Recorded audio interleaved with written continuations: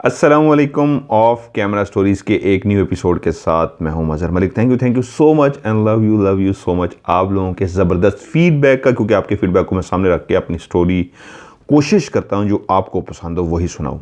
खालिक भाई, कादिर भाई जो अमेरिका में होते हैं, बहुत ही प्यार करने वाले भाई, बहुत ही मेहरबान, उन्होंने एक फ़ीडबैक मुझे भेजा, एक स्टोरी जो मैंने लास्ट आपको सुनाई, जिसपे किस तरह एक सादा बंदे को उन्होंने बेवकूफ़ बना के एक औरत ने उस जिन की आवाज़ें निकाली और वो सारा ड्रामा क्रिएट करके उसको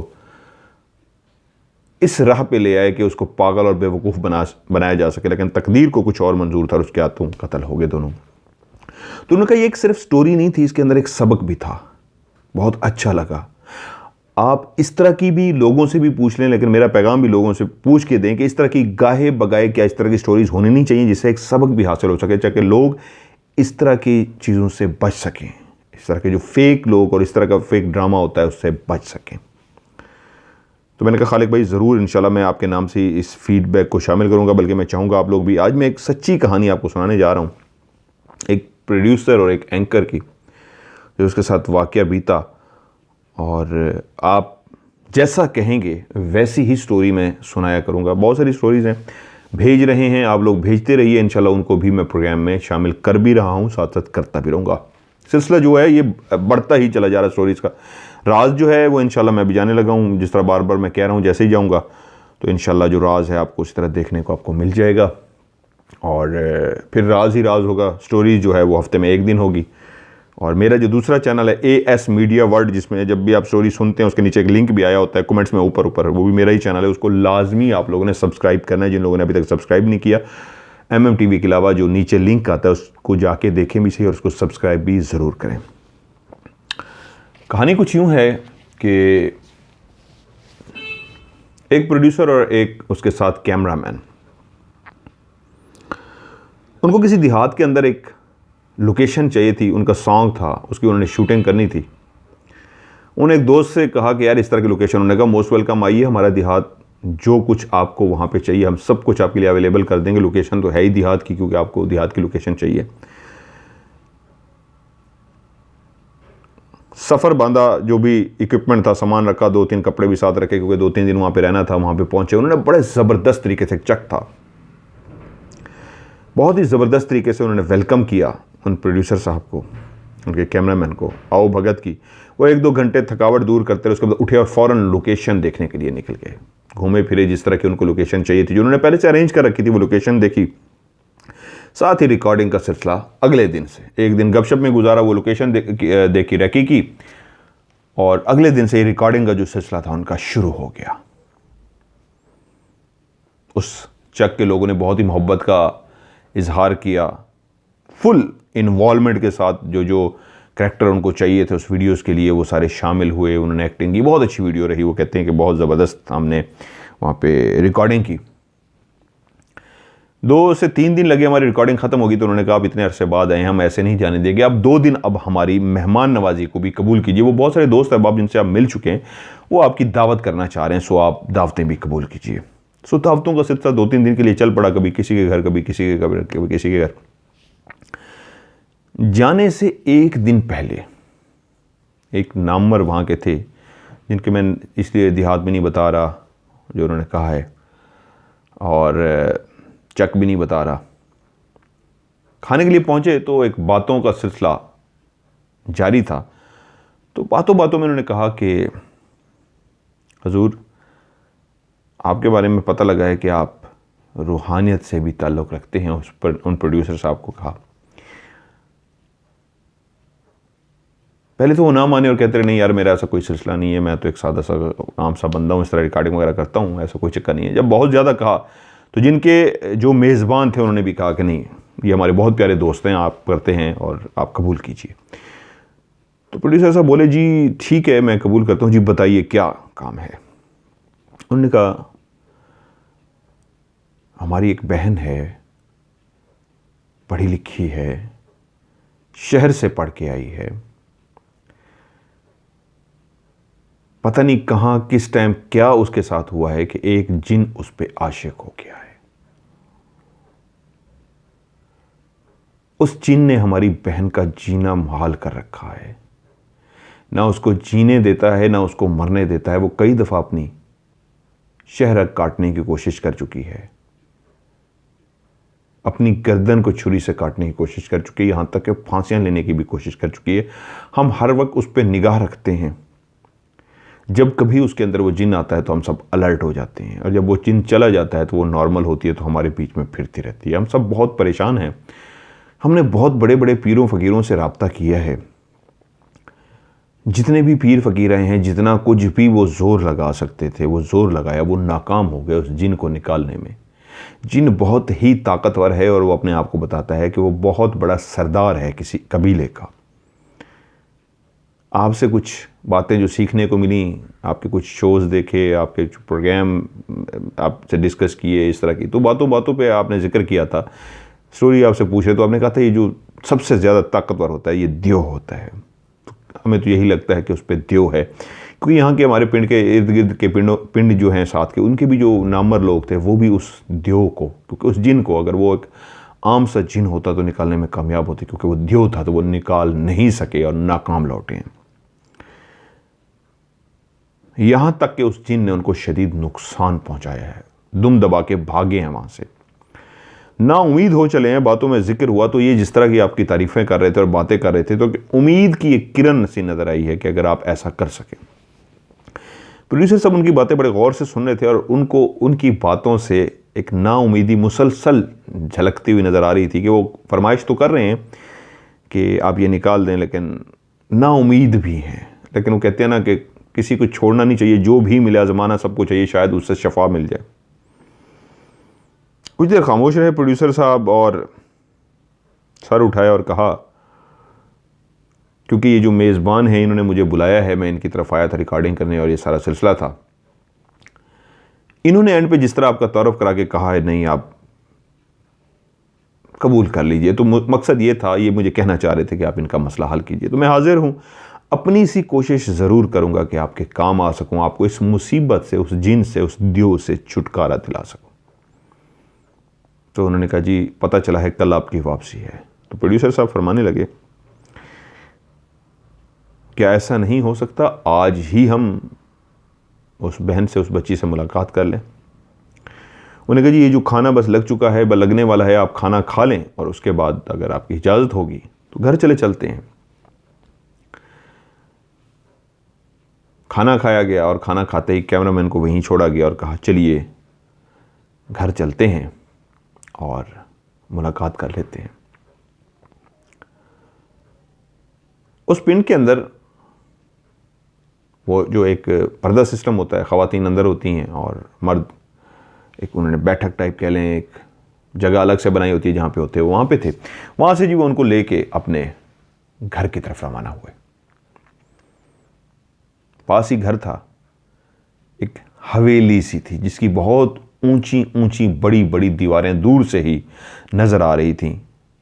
वो जैसे जैसे करीब होते जा रहे थे वो दीवारें और ऊंची होती जा रही थीं। बहुत बड़ा सा गेट था और दूर से ही देखने पे लगता था इतनी ऊंची हवेली बनाने का मकसद भी ये है कि बाहर की आंखें अंदर न झांक सके और अंदर के मकीन बाहर की बुरी निगाहों से बच सके। अब वो बाहर की बुरी निगाहों से तो बच गए थे, लेकिन उस जिन की निगाहों से न बच सके जो उस लड़की पे आशिक होकर उसके जिस्म के अंदर रहता था और गाहे बगाहे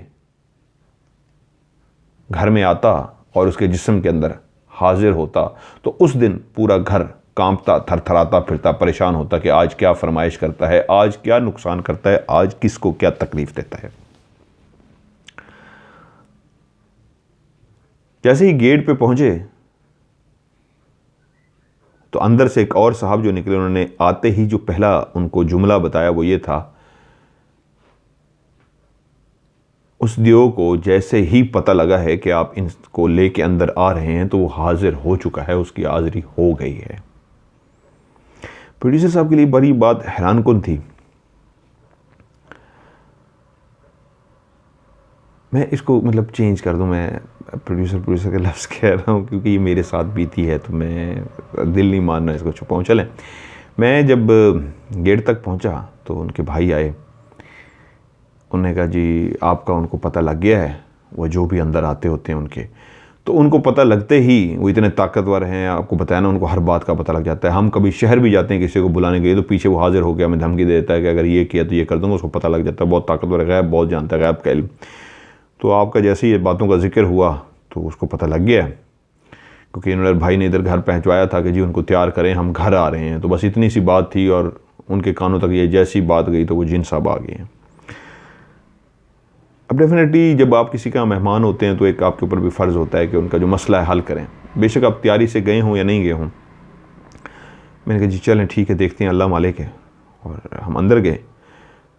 पूरा घर जो था एक साइड पे था, एक पर्दा कर लिया गया था, बहुत बड़ा सहन था, एक बहुत बड़ी हवेली थी, खूबसूरत हवेली थी, देहात के अंदर बहुत ही ज़बरदस्त किस्म का घर था। घोड़े छोड़े उन्होंने पाले हुए थे, जहाँ पे मैं उनका खाना शाना खाया था। काफ़ी उनके शौक़ थे, अमीर लोग थे, ज़मीनों के मालिक थे। घर के अंदर दाखिल होते ही जो पहला एहसास हुआ वो ये था कि एक बहुत ही खूबसूरत घर था, बहुत ही बड़ा घर था।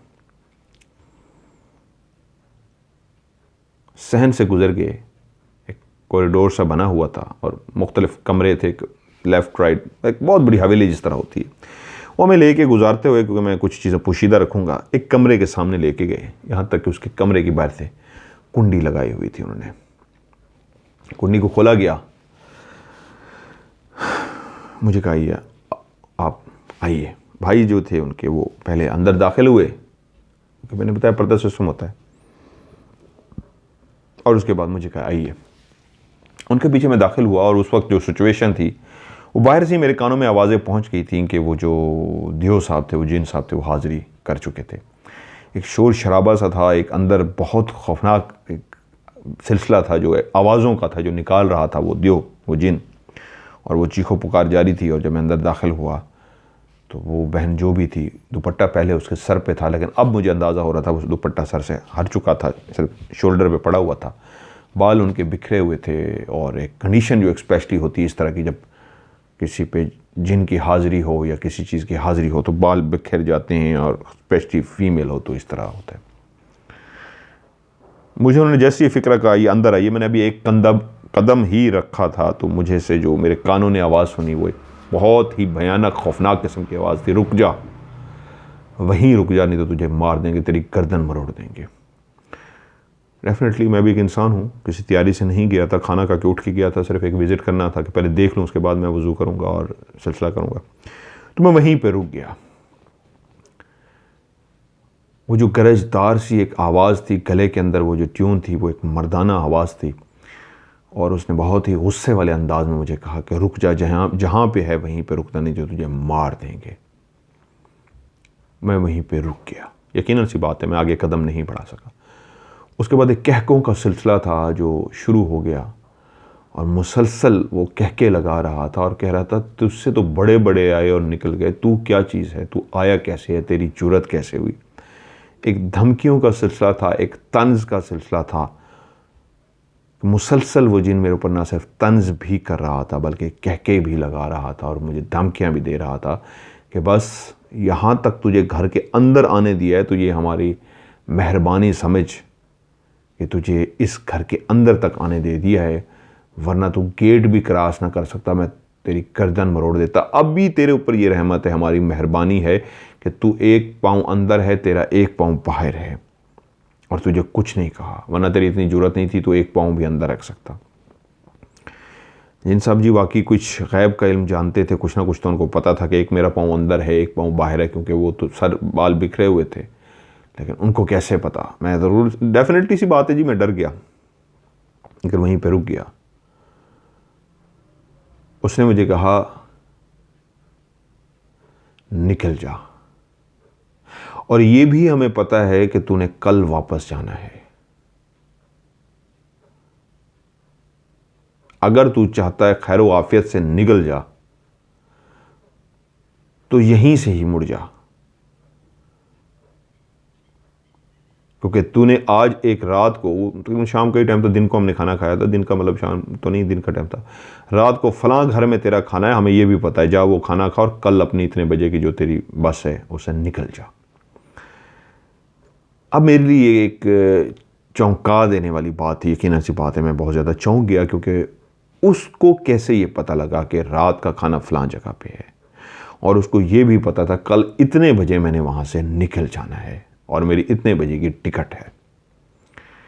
किसी भी बशर के लिए ये बातें जब उसको कही जाएं तो वो हैरान को नहीं बल्कि उसको एक दफ़ा घबरा जाता है वो बंदा कि इसका मतलब है जो भी है ना सिर्फ ताकतवर है बल्कि बहुत सारी बातों को जानता है। क्या मंजर था, वो सामने बिखरे हुए बाल, दुपट्टा सर से हट चुका था और धमकियों पे धमकियां, तंज पे तंज, और अपनी रहम की बातें के बड़ा वो रहम वाला है कि उसने मुझे अंदर तक आने दिया। एक पाँव मेरा अंदर है वरना मेरी जरूरत नहीं थी एक पाँव अंदर आ जा सकता। उनके भाई लोग अब मेरे चेहरे की तरफ मुसलसल देख रहे थे। वो जो साथ खड़ा था उनका बड़ा भाई, कि इसकी क्या फीलिंग है, जिसको मैं पहले ही नोट कर चुका था कि वो मुझे कह तो रहा था, रिक्वेस्ट कर रहा था। शायद मेरे जो मेज़बान थे उन्होंने तारीफ़ें कुछ इतनी ज़्यादा कर ली थी कि वो भी बेचारे कह बैठे, लेकिन नाउमीदी उनके चेहरे से थी कि नहीं इस बंदे का ये काम नहीं है। तो वैसे ही शक्ल से लग रहा है कि बड़ा टीवी शीवी वाला बंदा है, वो तो बड़े बड़े पहुँचे हुए भाग गए थे, ये क्या करेगा। इतने मैंने अंदाज़ा लगा लिया कि वो जो नाउमीदी पहले उनके भाई पे थी अब वो और ज़्यादा नाउमीदी में बदल गई थी कि नहीं इसके बस का रोग नहीं है। जब काफ़ी देर में कुछ चंद 5-7 मिनट ही लगे होंगे, मैंने टाइम तो नहीं नोट किया लेकिन इतना ही टाइम होगा, 5 से 10 मिनट के दरमियान कोई टाइम गुजरा होगा। उसकी बातें सुनी और मैं कुछ देखता रहा, मुसलसल कमरे की कंडीशन देखी, छत इर्द गिर्द क्या रखा है, और उसकी बातों को सुनता रहा, उसको कुछ देर नोट करता रहा, देखता रहा। उसके बाद फिर मैं जब उसने आखिरी दफ़ा कहा चल जा निकल यहाँ से, चला जा, मैं वहाँ से बाहर निकल आया। उसका भाई मेरे साथ ही पीछे आ गया और मैं चलता हुआ गेट के तक आ गया, जो बड़ा गेट था। भाई समझ गया कि शायद इसको एहसास हो चुका है ये इसके बस का रोग नहीं है और ये नहीं कर सकता, तो इसलिए वो भी मेरे पीछे पीछे उसी गेट की तरफ आ गया। इस गेट से मैं दाखिल हुआ तो वो समझ गए। जैसे मैं गेट की तरफ पहुंचा, उन्होंने छोटा गेट खोला, मैं बाहर चला गया, वो मेरे पीछे बाहर आ गए और गेट खोलते मैं वहीं पे रुक गया। तो वो एकदम चौंका कि रुका क्यों नहीं भाई, चलो उधर। मैंने कहा नहीं, यहाँ मैंने आपसे बात करनी है। तो उन्होंने कहा जी बताइए, क्योंकि वो समझ गए थे कि ये नहीं कर सकता, इसलिए बाहर आ गया। मैंने कहा मैंने वापस नहीं जाना, मैं चाहता हूँ मैं जो बात करना चाह रहा हूँ वहाँ नहीं करना चाह रहा, यहाँ आपसे करना चाह रहा हूँ ताकि कोई भी मेरी आवाज़ को ना सुन सके। चौंक गया इस बात को, कहते जी बोलिए। मैंने कहा अब इनकी मुझे थोड़ी सी सूरत हाल बताइए, कब हुआ, क्यों हुआ, किस तरह हुआ। उन्हें फिर मुझे उनके बारे में काफ़ी डिटेल थी जो बताई, वो सारा मैं पूछता रहा। उसके बाद जब मैंने सारी मालूमात ले ली, मैंने कहा ठीक है, आप एक काम कीजिए, मुझे चंद चीज़ें चाहिए। तो मुझे एक ब्लैक कलर की मजबूत सी डोरी चाहिए जो मैंने बनानी है, पढ़ना है उसके ऊपर पढ़ के गांठ लगानी है, गिरा लगानी है। तो इस तरह कुछ और सामान था वो मुझे चाहिए और मुझे वज़ू करना है तैयार होना है। उन्होंने कहा जी ठीक है, इसका मतलब आप करेंगे। मैं कहा जी मैं कोशिश तो ज़रूर करूँगा, आगे अल्लाह की रज़ा मैं ये तो नहीं कह सकता मैं कर सकता हूँ, बट ये कि ना कभी नाउमीद में अल्लाह ताला की ज़ात से आज तक तो नहीं हुआ ज़िंदगी में। अब उसकी रज़ा है, इज़्ज़त देना चाहेगा वो ज़ात, ऊपर वाली इज़्ज़त देगी नहीं तो मैं वापस लौट जाऊँगा, जो उसकी रज़ा। मैंने जो कुछ सामान कहा वो उन्होंने सारा बंदोबस्त किया। मैंने इतनी देर में वज़ू वगैरह कर लिया। अंदर वो खामोशी थी, मैंने उन सूरत हाल पूछता रहा। उन्होंने कहा जो देव साहब हैं फ़िलहाल वो ज़रा खामोश हैं, उनको ये अंदाज़ा हो गया कि आप जा चुके हैं। अच्छा, ये जो तैयारी की मैंने, वज़ू किया, सारा कुछ किया, ये अंदर उस घर के अंदर नहीं किया, वहाँ घर के बाहर खड़े होकर उनसे बातें की और उसके बाद वहीं, क्योंकि आगे जाते तो आगे सारे वो कैमरामैन भी मेरा वहीं बैठा हुआ था, मर्द हजरात बैठे हुए थे, वहाँ पे बातें कर नहीं सकते थे, तो वहीं पे खड़े होकर बातें पूछने और उसके बाद वापस उसी जगह पे चले गए जहाँ पे बैठक थी। सो बैठक के अंदर ही मैंने अपनी तैयारी शारी की, चीज़ें बनाई और वज़ू किया और सारा कुछ किया। अंदर पैगाम चला गया कि जी आमिल साहब चले गए हैं। मैंने अपनी सारी तैयारी करने के बाद दोबारा से मैंने कहा चलिए जी अल्लाह का नाम लेते हैं, आप मेरे साथ आ जाइए। हम अंदर गए, दरवाज़ा से मैं उसी तरह गुज़रा और चलते हुए उसी कमरे की तरफ गए जहाँ अंदर वो लड़की थी और उसके अंदर आया हुआ वो देव था।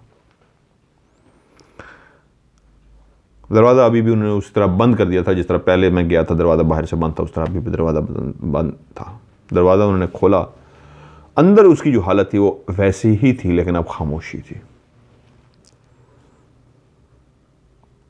अब आवाज़ें कोई भी नहीं आ रही थी। तो मैंने बाहर से जब दरवाज़ा खोला गया तो इस वक्त भाई को उनको मैंने इशारा किया कि आप पीछे रहेंगे, मैं आगे जाऊँगा।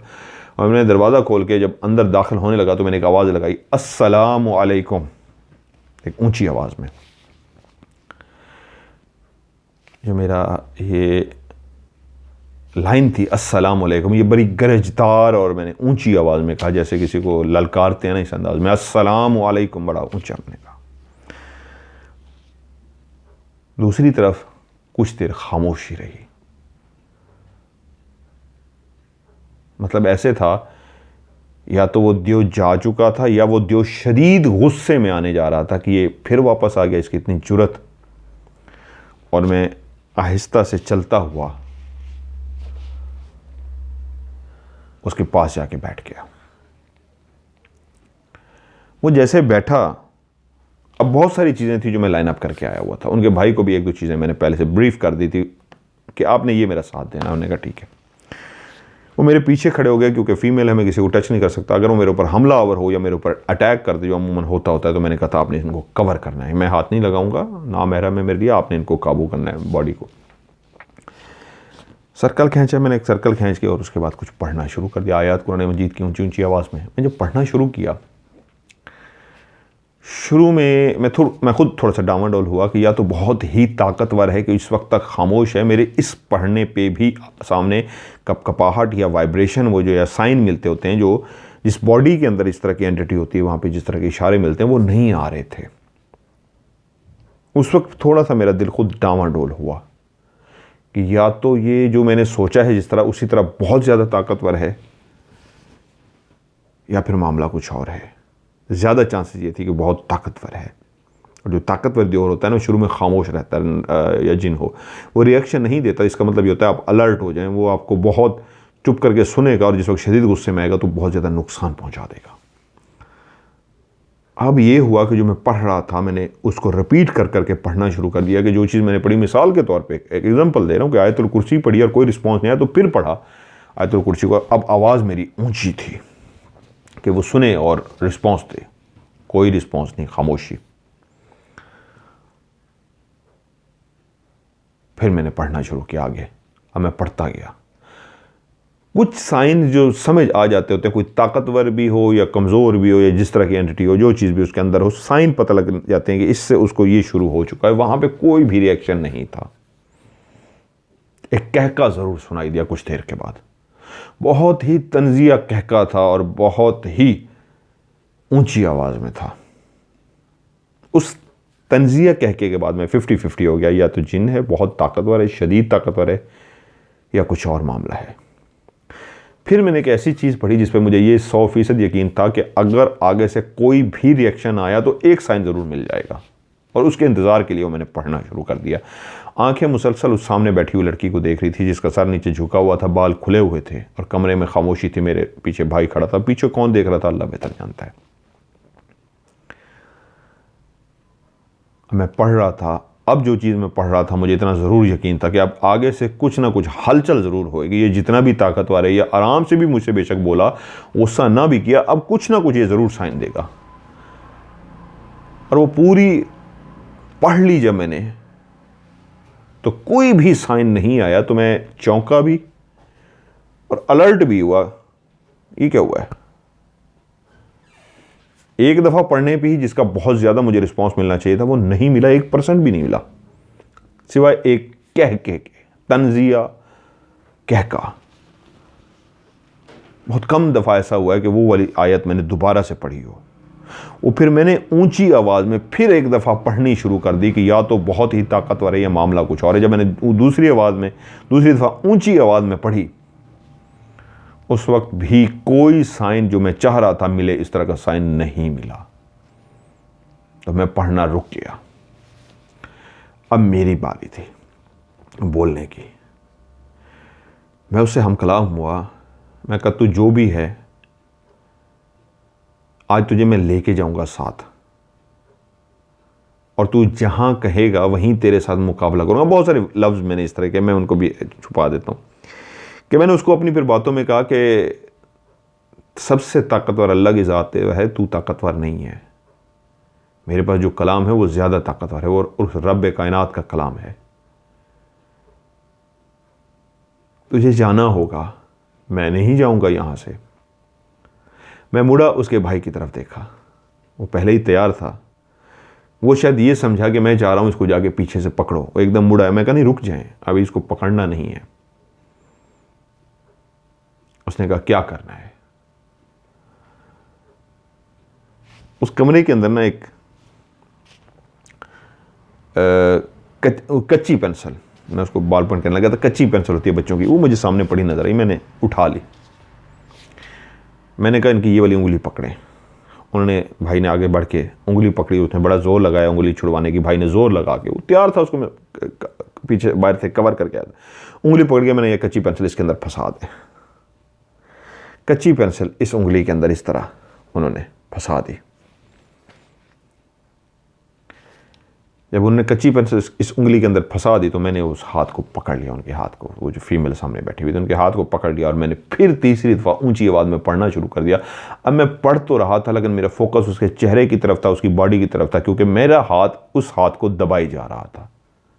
क्योंकि मैं अब ये देखना चाह रहा था ये कच्ची पेंसिल उसको तकलीफ देती है या नहीं, क्योंकि मुझे इतना पता लग गया था जिन नहीं है, मामला कुछ और है।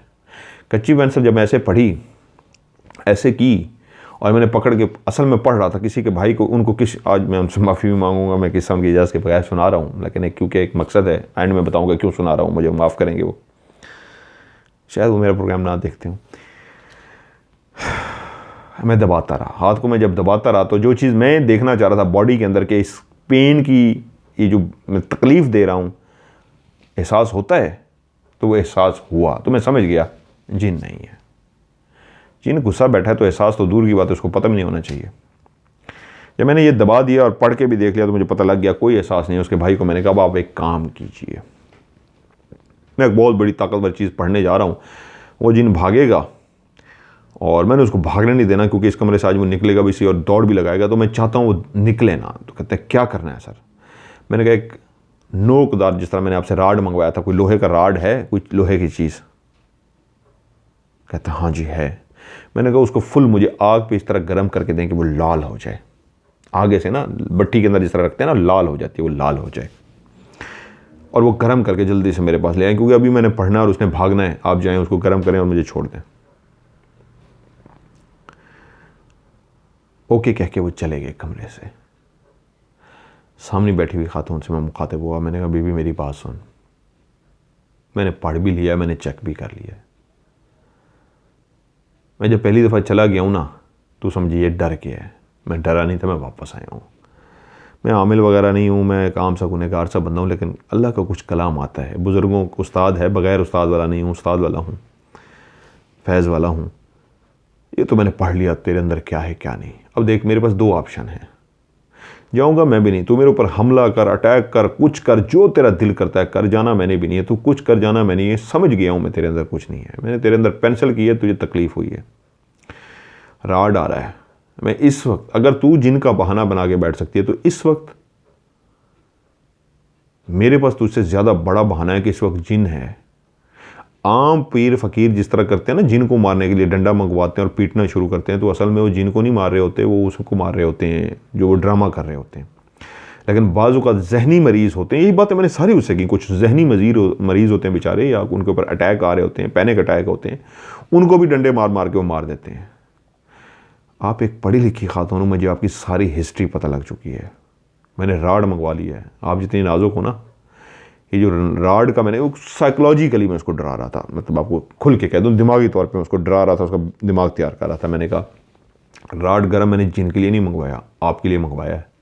एक कच्ची पेंसिल ने आपको इतनी तकलीफ़ दे दी है, इसको मैंने लगाया तो क्या करेंगे? और आपकी चीखें होंगी और चीखें आसमान तक जाएंगी, और मैंने नहीं छोड़ना उस वक्त तक जब तक आपसे उलवा ना लूँ। अब दो काम करते हैं, आप हैं और मैं हैं, घर का कोई फ़र्द नहीं है।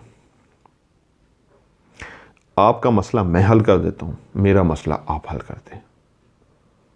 जिन आपके अंदर नहीं है, समझ मुझे आ गई है, मैंने जो पढ़ाई कर लिया, मुझे एक बात की समझ आ गई है। आपका क्या इशू है, कोशिश करूँगा, मैं आपके साथ वादा करता हूँ, जायज़ हुआ, नाजायज़ नहीं, जायज़ हुआ उसको मैं हल करवा देता हूँ। मेरा मसला ये है कि मैं भी बेइज्जत होकर नहीं जाऊँगा, आज तक बेइज्जत नहीं हुआ। मैंने और आते हुए कहा था या अल्लाह तेरी रज़ा, क्योंकि आज तक बेइज्जत नहीं हुआ, अल्लाह ताला ने इज़्ज़त दी है, तो आज कैसे बेइज्जत हो गए जाऊँ कि जी मैं जी नहीं निकाल सका, इसलिए मेरे से डील मान ले।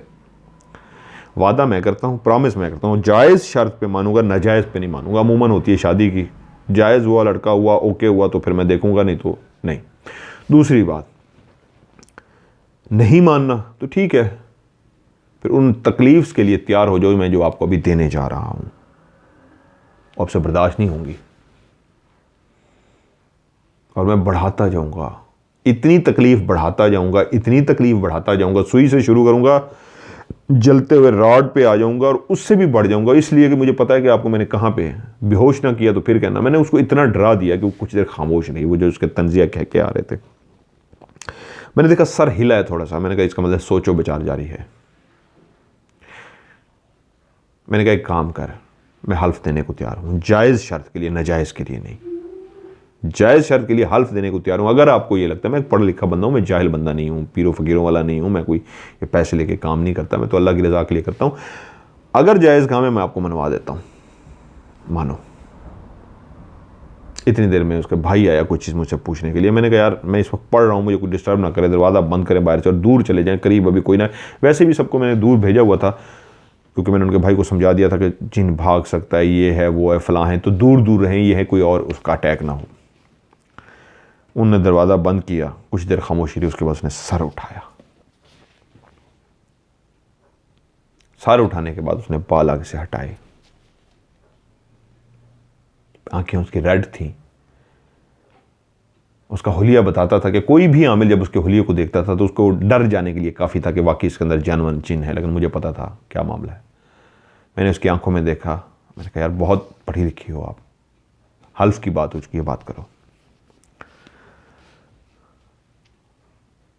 उसने कहा कि आप वादा करते हैं आप मेरा काम कर देंगे? मैं कहा बिल्कुल, जायज़ पे, फिर कहूँगा नाजायज़ पे नहीं, वादा करता हूँ कर दूंगा। उसने कहा ठीक है, बोलिए क्या चाहते हैं आप? मैंने कहा सिंपल, और क्या चाहता हूँ कि जो भी है अपना वाकया सुनाओ, मुझे क्या चाहते हो, कि किस लिए ये सारा ढोंग रचाया और किस लिए ये सारा किया है। मैंने इसको शॉर्ट किया क्योंकि किसी की ना भरम भी रखना होता है स्टोरी में, सारा कुछ नहीं बताना होता, कुछ चीज़ें शॉर्ट करके बता। तो मुझे बताइए, मैंने कहा आप खुल के मुझे बताइए, आपका जो इशू है मैं कोशिश करूँगा जायज़ हो उसको मैं हल करवा दूँगा। तो मैं उनको कह दूँगा कि भाई ठीक है, ये जो भी है क्लियर हो गया।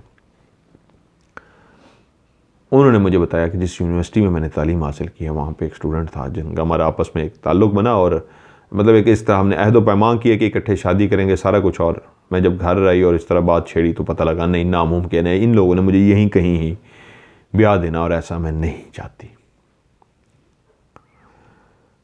तो मैंने कहा ओके, मैं अपनी ज़ात के लिए सवाल पूछ रहा हूँ, ये वो सवाल हैं जो मैं आज निकाल रहा हूँ, जो मैंने उससे पूछे थे लेकिन आप लोगों को बताने जा रहा हूँ, मैं अपनी ज़ात के लिए पूछ रहा हूँ। तो इस तरह कर लेने से आपको कैसे है कि आपको मिल जाएगा और जहाँ पे आप चाहती हैं वहाँ पे रास्ता हो जाएगा? उसने कहा वो जो बोलता है मेरे अंदर फिर वो करवाता, जब सब नाकाम हो जाते तो फिर वो करवाता, क्योंकि अब नाउमीद हो चले हैं। मैं कहा ठीक है, मेरे एक सवाल का जवाब दें, आपको कैसे पता लग गया कि मेरा रात को यहाँ पे खाना और मैंने कल वहाँ जाना? कुछ चीज़ें जो इस तरह की मुझे कही गई थी वो तो मेरे अंदर फंसी हुई थी। मैंने कहा आपको कैसे पता है? क्योंकि मैंने कहा जब आपने ये फिक्र किया ना, वहाँ मैं चौंक गया था। वहाँ मैं अब आपको बता रहा हूँ, मैंने कहा उस वक्त मैं डरा नहीं, उस वक्त मैं चौंक गया था कि ये मामला कुछ और है। मेरी इस तरह की ज़िंदगी के एक्सपीरियंस हो चुके हैं, मैं इससे पहले इस तरह सारा कर चुका हूँ। तो उन्होंने एक किसी का नाम लिया, उन्होंने कहा आपका मामला कहीं डिस्कस हुआ था, और उन्होंने सुना था और उन्होंने मेरे कानों में पहुंचा दिया था। फिर उससे मुझे पता लगा घर के अंदर एक और मेल या फीमेल एक फ़र्द था जो उनके कान में डाल देता था, वो उनकी उस ख्वाहिश को भी जानता था और वो उनका राजदार था। उसको पता था कि ये सारा ढोंग है और ये वादा नहीं है। जो कुछ भी होता था या बातें होती थी वो सुनता था, सुन के सब कुछ इसको पहले से बता देता था। इसलिए कोई भी अब जब आता था उनके घर में तो पहले से जो अंदर हाज़िरी हुई होती थी फेक किस्म की, वो पहले बता देता था, तुम यूँ आए हो, ये करके आए हो, ये सोच के आए हो, ये सोच के आए हो, ये है। वो भी परेशान हो जाता था, भाई ये तो पहुंचा हुआ जिन बैठा है, तो वो पहले से बता देता था। असल में एक था या थी जो भी उसके साथ था।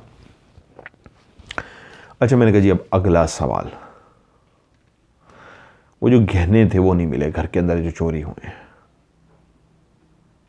एकदम उसको ना झटका सा लगा कि मैं किस टॉपिक को छेड़ बैठा हूं। उसने मुझे चौंक के देखा, उसने कहा मतलब? मैंने कहा वो भी दे दें। उसने कहा वो नहीं है।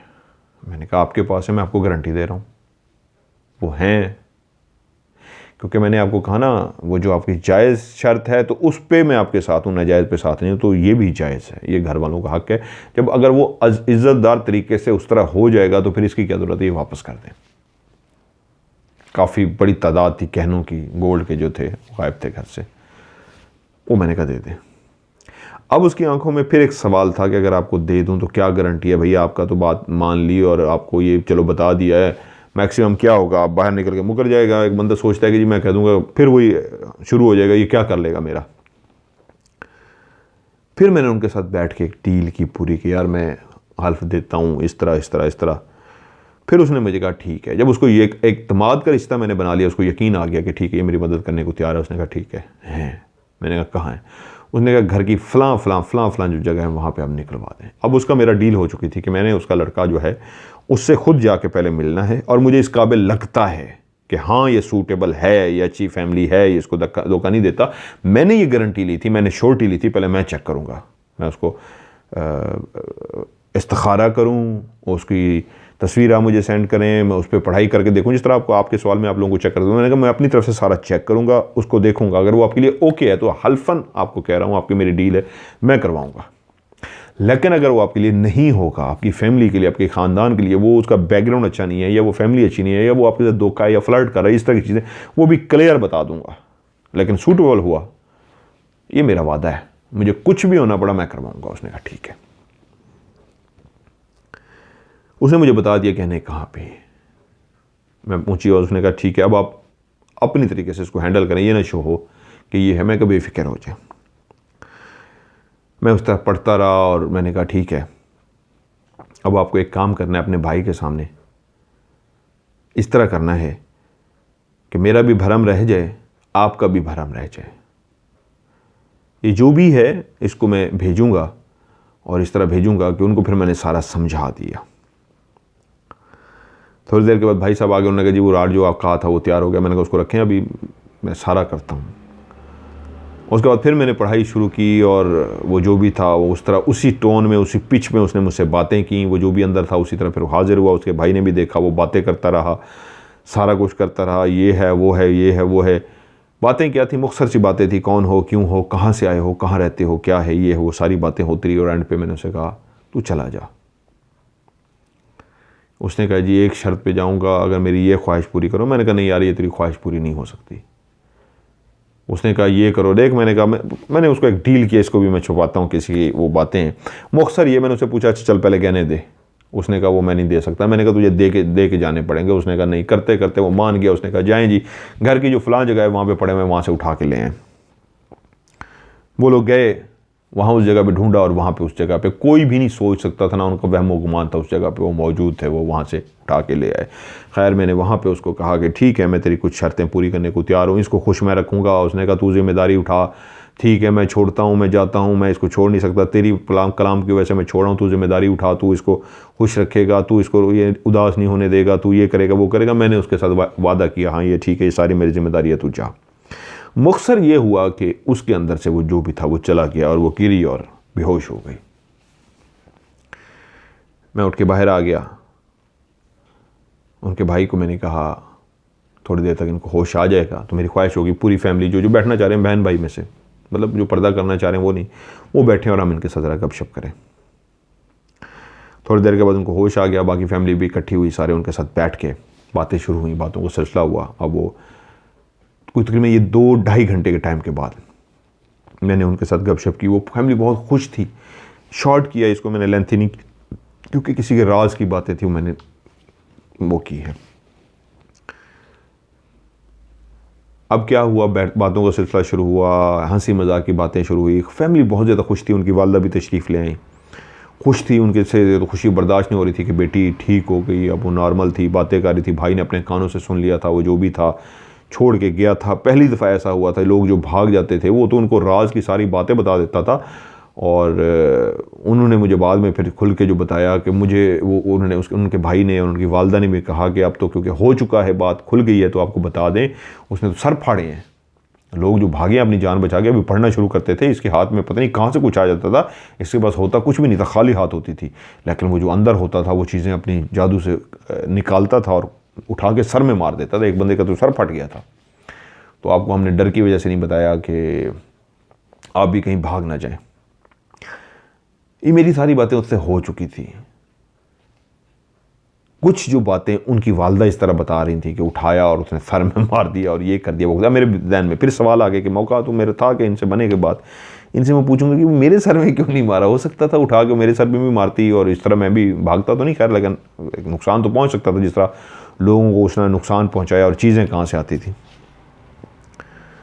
तो गपशप का इस तरह सिलसिला रहा। मैंने कहा जी मैं इनकी ज़िम्मेदारी लेता हूँ और इस तरह की मैंने बातें कही। मैंने कहा जी मैं अब इस्तिखारा, अब मसला ये हो गया था, वो फैमिली सारी बैठ गई और वो अब हमें चाह रही थी जी आगे गाइड करें कि फिर आए ना क्या करेंगे। देखें जी, मैंने कहा मैं आपको एक तरीका बताता हूँ।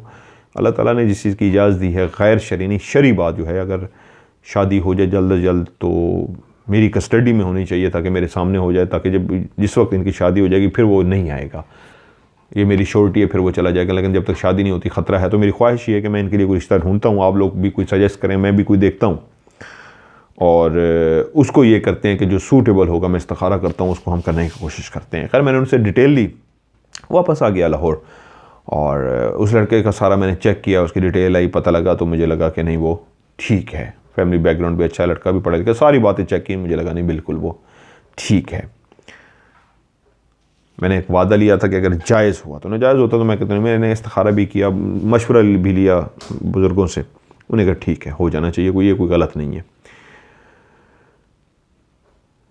मैंने उनको फैमिली को बता दिया कि जी ठीक है, उनके लिए जायज़ है, आपको कर देना चाहिए, कोई परेशानी वाली बात नहीं है। उसका उन्होंने भी हाँ कि आपस में जो फैमिलीज़ का होता है वो रिश्ता हो गया। मेरा इन दिनों में जो रब्ता था, एक सवाल जो थे कुछ मेरे जो दिमाग में थे वो मैंने पूछने थे, मैंने उनसे पूछे कि वो जो चीज़ें थीं वो कहाँ से आ जाती थीं, वो जिन साहब कहाँ से लाते थे और लोगों के तो सरों में दे मारी थी। और मेरे मामले में क्या हुआ, उन्होंने कहा जी आपकी गुड लक ये है कि आपके बारे में जो पता लगा था कि वो तो जी वो पीर शीर और वो दाढ़ी वाले और वो जिस तरह के वो करते होते हैं, चीज़ें होते हैं, ये है वो पहुँचा हुआ निकालता है, उनके बारे में पता, तो उसके लिए मैं पहले से तैयारी करके रखती थी। आपके मैंने बताया था वो यहाँ पे आया है, उसमें रिकॉर्डिंग वगैरह कर रहा है, वो तो हमें तो बंदा है, उसको पीर शीर नहीं है। तो मैंने तो आपको सीरियस लिया ही नहीं था, मेरे जहन में था कि ये क्या कर लेगा, इसको मारने की ज़रूरत ही नहीं है। दूसरों का मुझे पता था कि वो जो आएंगे वो बड़े पीर फिर बन के आएंगे, तो कोई मुझे नुकसान ना पहुँचाए, इससे पहले कि मुझे कोई मारें, तो मेरी तैयारी होती थी। मैंने कहा चीज़ें कहाँ से आ जाती थी, उन्होंने कहा ये चीज़ें मैंने बॉडी में छुपाई होती थी, इधर इधर चौल के अंदर के, किसी को नहीं पता होता था, लेकिन पहले से रखी होती थी। तो मैं इस तरह सामने घूमती थी फैमिली के कि मेरे हाथ में कुछ नहीं है, मैं खाली हाथ हूँ। लेकिन उनके सामने फिर मैं इस तरह बैठती थी कि वो समझ जाते थे ये तो खाली हाथ बैठी है, लेकिन जब चीज़ें निकलती थी तो वो बेचारे डर जाते थे। खैर मुख्तसर वो शादी का भी सिलसिला हो गया। ये किस्सा क्यों सुनाया मैंने, असूलन तो मुझे ये बात, जब पर्दा था तो पर्दा रखना चाहिए था, आज क्यों ये पर्दा ओपन कर दिया। असल में एक सबक है इसमें भी, क्योंकि खालिक भाई ने बात की थी सबक की, तो उसी लिए मैंने आज इस स्टोरी को छेड़ा है। माँ बाप बच्चे जहाँ पे शादी करना चाहते हैं वहाँ पे बाजिद हो जाते हैं कि नहीं हमने अपनी मर्ज़ी से करना है, तो बच्चे या तो जहनी मरीज़ हो जाते हैं या ज़बरदस्ती की शादी तो हो जाती है, लेकिन वो हमेशा खुश नहीं रह सकते। अब इसमें सिर्फ एक बात समझाने वाली है, बच्चे यूनिवर्सिटी में भी पढ़ गए हैं तो एक ज़िंदगी का ऐसा एक्सपीरियंस कर चुके हैं कि वो समझ बूझ रखते हैं। कुछ बच्चे बहुत छोटे होते हैं, वो माँ बाप ही फैसला करते होते हैं, लेकिन ऐसे बच्चे जो यूनिवर्सिटी में एक साथ इकट्ठे पढ़ लें, ज़िंदगी का इतनी समझ बूझ उनको आ चुकी होती है, अब उनको भी ज़बरदस्ती आप अपनी मर्ज़ी से करेंगे तो फिर इस तरह की बहुत सारे केसेस होते हैं जो ज़्यादातर इस तरह ड्रामा रचाया जाता है। तो वालिदैन को भी थोड़ा सा सोचना चाहिए, बच्चे पढ़े लिखे तो एक दफ़ा जाके देख ही आते, ना करते। अगर देख भी आते तो शायद ये काम ना होते। उन्होंने देखना भी गवारा नहीं किया था और कह दिया था नहीं हमने करना ही नहीं, हम तो ये हैं, हम वो तो ये हैं, इस वजह से ये सारा हुआ था। इसी तरह का मुझे केस मिला था, मैं समझ के यही किया गया था कि ये रियल नहीं होगा, आगे मुझे कोई ड्रामा मिलेगा, और मेरे साथ क्या हुआ वो खुदा जानता है, वो रियल था आगे से। मैं तो यही माइंड बना के गया था कि जो भी होगा हमें ड्रामा श्रामा होगा, लेकिन आगे क्या निकला वो सब कुछ सचमुच का निकला है और बहुत खौफनाक निकला है और मेरी सोच से भी ज़्यादा खौफनाक निकला है। लेकिन वो आज नहीं, वो अगली स्टोरी में अगर आप कहेंगे ये तो मैं समझ के गया था रियल है और निकला ये, और जो मैं समझ के गया था कि रियल नहीं है, वहीं चल पड़ा था, तो वहाँ पे क्या कुछ जेन्युइन निकल आया। उसकी मैंने रिकॉर्डिंग भी की थी, तो अगर आप कहेंगे तो इंशाल्लाह मैं वो आपको आप कैमरा स्टोरी में सुना दूंगा। सो आपकी कहानियाँ मुझे मिल भी रही हैं, मज़ीद भी भेजते रहिए इंशाल्लाह। डिलीट नहीं करनी। अगर आप मुझे वॉइस मैसेज रिकॉर्ड करके भेज रहे हैं तो आपने वॉइस मैसेज बिल्कुल रिकॉर्ड नहीं करना, और अगर आपने लिख के भेजा है वो तो वैसे ही रहेगा, ठीक है। सिर्फ इतना कहूँगा,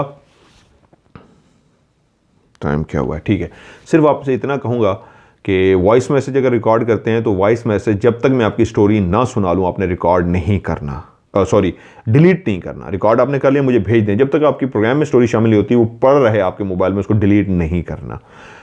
mmtvraz@gmail.com इस पे आप मुझे मेल कर दें, इंशाल्लाह मैं स्टोरी को शामिल करूंगा। या फिर आप मेरा व्हाट्सअप का जो नंबर है, पाकिस्तान से बाहर वाले जो लोग हैं, +92 जमा का निशान आता है, 0 के नीचे ही आता है, +92 313 66 55500। मैं रिपीट कर देता हूँ, पाकिस्तान से बाहर वाले जो हैं +92 मिलाएंगे, और जो यहाँ पाकिस्तान वाले हैं वो डायरेक्ट मेरा नंबर लिखें 031366555500। इसमें मुझे आवाज़ की सूरत में रिकॉर्ड करके भेजें, इंग्लिश में भेजें या रोमन में भेजें, आपकी स्टोरी को मैं इसमें शामिल कर लूँगा।